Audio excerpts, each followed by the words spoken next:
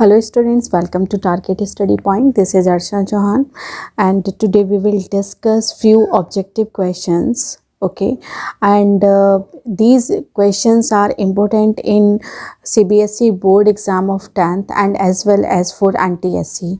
बहुत सारे स्टूडेंट्स शायद नहीं जानते होंगे कि NTSC क्या होता है.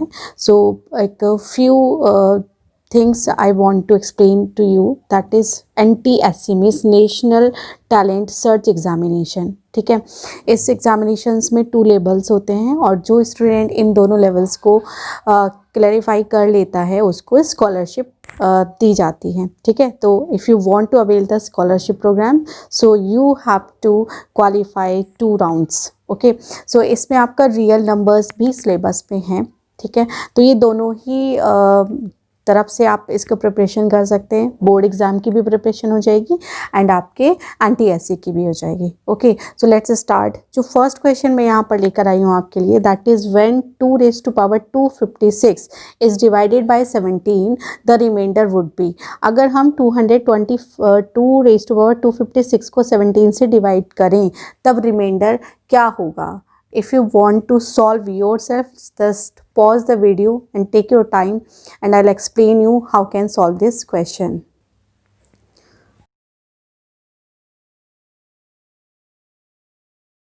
Okay, now by as you know remainder theorem, by remainder theorem अगर हम रिमाइंडर थ्योरम की बात करते हैं तो जब भी fx को डिवाइड किया जाता है x प्लस a से, ठीक है, तो जो रिमाइंडर होता है क्या बनता है, रिमाइंडर क्या हो जाता है f माइनस ए. ठीक है, ये होता है remainder equals to f minus A हो जाता है. ठीक है, अब इसको चेक करते हैं. हमें क्या करना है, 2 raised to 256 को डिवाइड करना है 17 से. तो क्या मैं इसको 2 raised to power 2 raised to power 128, ठीक है, 2 से डिवाइड कर लेंगे. सो ठीक है, it is 128. I can write down and 17 को मैं लिख सकती हूँ 16 प्लस 1. ओके, सो 16 प्लस 1 का मतलब क्या हो जाएगा, यहाँ पर ये 2 raised to power 4 प्लस 1 हो जाएगा. अभी इसको थोड़ा सा और चेंज कर लेते हैं क्योंकि यहाँ पर a, ये वैल्यू मेरी a की है. ठीक है, सो a क्या हुआ, यहाँ पर 2 raised to power 4 मेरे पास है यहाँ पर, है ना, सॉरी ये x की वैल्यू है ना. तो x क्या हुआ, 2 raised to power 4 हुआ, तो मुझे यहाँ पर भी 4 बनाना होगा. ठीक है, तो यहाँ पर ये बन जाएगा 2 6 12 4 जा 8. ठीक है, 64. अब अगर मैं यहाँ पर कंपेयर करती हूँ तो मेरा जो fx हुआ that is 2 raised to power 4, okay, raised to power 64, और यहाँ पर x की जो वैल्यू है that is 2 raised to power 4, है ना. इसे कंपेयर करिए, fx ये हुआ एंड x की value 2 raised to power 4. Okay, and a क्या है यहाँ पर 1, दैट इज दिस वन, है ना. यहाँ से अगर हम कंपेयर करें तो आप चेक करो रिमाइंडर क्या बनेगा, f माइनस 1. a की वैल्यू क्या है 1, है ना. रिमाइंडर क्या ले रहे थे हम, f माइनस ए ले रहे थे, तो यहाँ पर क्या हो जाएगा f माइनस 1 हो जाएगा. f माइनस 1 का क्या होगा कि अगर फंक्शन की बात करें, फंक्शन क्या था हमारा fx, यहाँ पर अगर मैं -1 रखती हूँ तो -1 raised to power क्या हुआ 64, दैट इज़ 1. ठीक है, तो इसका मतलब इसका जो आंसर होगा that is a part. Okay, so this one. Now come to question number 2. If P is prime then HCF and LCM of P and P plus 1 would be. हमें इसमें से बताना है कि अगर P एक प्राइम नंबर है तब HCF and LCM P and P plus 1 का क्या होगा. ठीक है, तो जनरली इसको एक अलग तरीके से थोड़ा सा देखते हैं. अगर मैं P एक प्राइम नंबर में ले लेती हूँ, let suppose it is 3, then P plus 1 कितना होगा 4 हो जाएगा. ठीक है, तो आप बताइए 3 into 1 एंड 4 into 1, इन दोनों में HCF क्या होगा 1 होगा, राइट. HCF क्या होगा 1 होगा. तो इसका मतलब P अगर एक प्राइम नंबर है तो मेरे पास जो HCF आना चाहिए वो क्या आना चाहिए 1 आना चाहिए, एंड LCM क्या हो जाएगा 3 into 4, that is P into P plus 1. ठीक है, so option C is the correct option. Students, if you want to solve yourself, just pause the video, ठीक है, to check out the solutions you can play it. Okay, now move to question number 3. If P and Q are primes, then HCF of PQ will be, क्या होना चाहिए? Just अभी अभी solve किया है, P भी प्राइम है, Q भी प्राइम है. Let suppose P I have 3 and let suppose Q is 5, ठीक है. तो 3 और 5 दोनों ही प्राइम नंबर्स हैं, तो इनका HCF क्या होगा? कॉमन क्या आएगा? केवल 1 कॉमन आएगा, तो HCF is only 1. So option C is the correct option. Now question number 4, it's a very important question. If minus 1 raised to power n plus minus 1 raised to power 4n equals to 0, then n is n की value क्या होगी? Check कर लेते हैं. Any positive, कोई भी positive आप number लेकर देख लीजिए. लेट सपोज आई टेक 2, है ना. अगर मैं 2 यहाँ पर रखती हूँ तो माइनस 1 रेज टू पावर 2, है ना. वापस क्या आएगा? प्लस का 1 आएगा. Minus 1 raise to power 2, that is 4 into n. 2 आ जाएगा, 8 आ जाएगा यहाँ पर, वो भी क्या होगा? प्लस का 1 होगा, राइट. तो 1 + 1 तो 0 होता नहीं है, तो पहला वाला ऑप्शन तो नहीं होगा, फर्स्ट ऑप्शन नहीं होगा. चेक करते हैं सेकंड के लिए. Any negative integer, so minus 1 raise to power -1, है ना. Minus 1 raise to power -4. Okay, so -1 upon ये अगर हम करते हैं तो -1 अपॉन ये -1 ही आएगा, ठीक है. एंड -1 अगर 4 में लेकर जाते हैं इसको, है ना, 1 अपॉन -4 करते हैं तो भी क्या होगा? प्लस का 1 ही हमें मिलेगा वापस, ठीक है. तो +1 + 1 ये भी क्या हो जाएगा? ऑप्शन नहीं होगा. Now any odd natural number, ठीक है. Any odd natural number, let suppose n की वैल्यू 1 हम चेक करते हैं, ठीक है. तो ये बनेगा -1 raise to power 1 plus -1 raise to power 4 into 1. तो -1 रेज टू पावर 1 क्या होगा? -1 होगा, and -1 raise to power 4 plus का 1 होगा, it is 0. That's mean option C is the correct option, right. Now part 5th, question number 5th, the number 3 raised to power 13 minus 3 raised to power 10 is divisible by, इनमें से किस number से ये divide होगा? तो यहाँ पर student क्या करना है, इसको थोड़ा सा सॉल्व कर लेते हैं. It is given 3 raise to power 13 and 3 raise to power 10. तो यहाँ से बेटू हम 3 रेज टू पावर 10 कॉमन कर सकते हैं. तो यहाँ रहेगा 3 रेज टू पावर 3 -1. ओके, तो 3 रेज टू पावर 3, 3 3 जा 9 3 जा 27 -1. सो 3 रेज टू पावर 10 एंड ये बनेगा यहाँ से 26, और 26 को भी फर्दर फैक्टराइज किया जा सकता है. So it is 2 × 13. अब ये चेक करो कि ये जो नंबर है किस किस से डिवाइड हो रहा है. डेफिनेटली 3 से हो जाएगा, 2 से हो जाएगा, 13 से हो जाएगा. So option D is the correct option. Now question number 6. Students, you can pause the video to solve yourself first. I insist you, आप अपने से पहले सॉल्व करिए, after that you can check the answers, ठीक है. चलिए मैं start करती हूँ. Question number 6. What number must be added to 3, 4, 5, 6, 7, 0 in order to make it divisible by 6? ऐसे जितने भी नंबर्स आपके पास आए और ये पूछा जाए व्हाट मस्ट बी एडेड, ठीक है, तो simply just divide the number, ठीक है. 6 से आप डिवाइड कर दो इस नंबर को, ठीक है. चेक करो कि क्या बचेगा.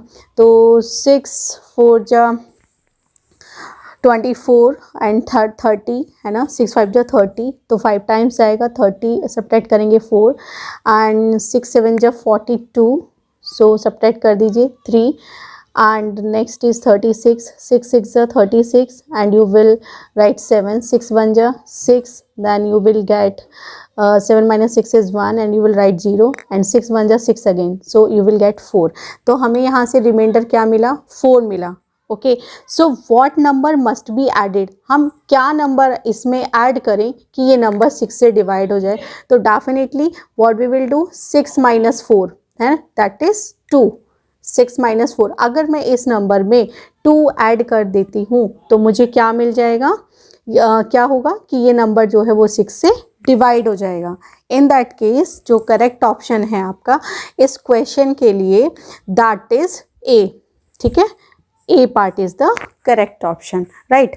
Now the HCF of 280 and 674, ठीक है, तो इसके लिए क्या होगा, HCF फाइंड करने के लिए first of all you will do prime factorisation, तो just do the prime factors 280, okay, so 2 1 जा 2, 2 1 जा 2, 2 4 जा 8, 140 यहाँ से मिलेगा, ठीक है, एंड 2 एंड 7 जा, और यहाँ से मिलेगा 2, और ये बन जाएगा 2 3 जा 6, 5 जा 10 एंड 5 7 जा 35, ठीक है। तो यहाँ से 280 के फैक्टर्स हमारे पास आ गए, 2 into 2 into 2 into 5 into 7, right the factors of 674।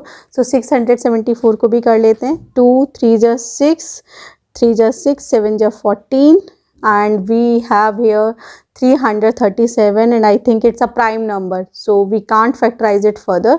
So we have factors of 674, it is 2 multiplied by 337. Okay, here we need to find HCF. HCF means highest common factor, that is we have only 2. Okay, so option A is correct, यहाँ पर भी option A आपका correct है। Now next is HCF is 12 and product of two numbers A and B we have 1800, then LCM, so we have बहुत ही प्यारा सा formula आपके पास है, LCM multiply by HCF equals to product of two numbers. So LCM हमने find करना है, okay, so HCF we have 12 and number we have product of two numbers we have 1800, so LCM will be 1800 divided by 12। अब 12 से इसको divide कर लेते हैं, ठीक है, सो चेक करो कितने टाइम्स ये चला जाएगा, इट इज़ 12 1 जा 12 and 8 minus 2 we will get 6, तो 12 5 times, okay, and 150, so is there any 150? Yes, option C, so option C is the correct option. Now question number 9 is, if HCF of 306 and 1314 is 18, then LCM of 306 and 1314 हमें find करना है।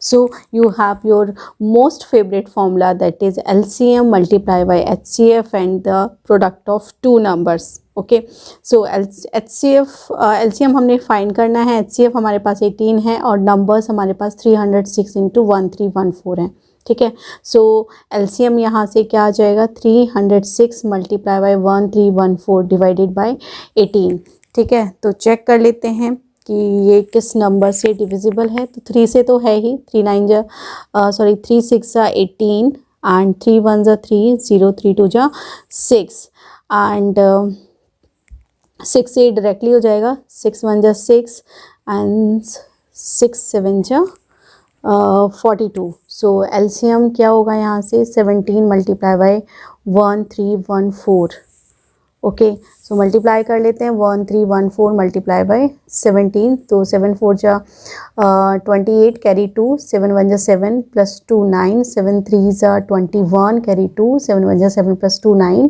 4 1 3 1, सो 8 9 plus 4 13 3 and 12 and 2, so it is 2 2 3 3 8, okay, so check कर लो कोई option है यहाँ पर, 2 2 3 3 8, okay, first one, so option A is the correct option.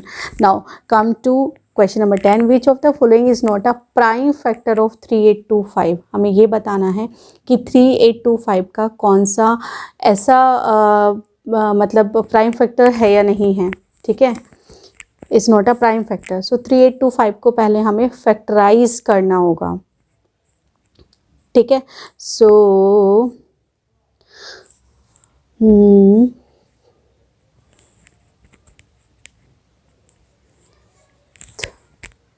Question number 10, which of the following is not a prime factor of 3825, तो 3825 को factorise करना होगा simply, है ना, तो 3825 को फैक्टर्स कर लेते हैं, सो 3 + 8 चेक करो, 3 + 8 + 2 + 5, सो 5 + 2 7 + 8 15 + 3 18, सो 3 से तो डिविजिबल है ये, तो 3 से डिवाइड कर देते हैं, 3 1 जा 3, 3 2 जा 6 और 3 7 जा 21 एंड 5 जा 15, राइट, एंड नेक्स्ट चेक करते हैं किससे होगा। तो 2 + 1 3, 7 + 3 10 + 15। ओके, तो 3 से डिविजिबल है, तो 3 4 जा 12, 2 जा 6, 5 जा 15, 425।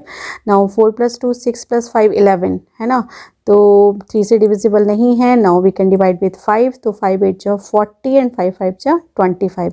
सो 85 can be divided by 5 again. Okay, so 5 1 जा 5 एंड 5 7 जा 35। 17 इज अ प्राइम नंबर। ठीक है, तो चेक कर लो। 3 है, यस, तो ये भी नहीं होगा, है ना, is not a prime factor पूछा है ना। तो 5 है, यस, तो ये भी नहीं होगा। 17 है, यस, तो ये भी नहीं होगा। And option C is the correct option. Okay,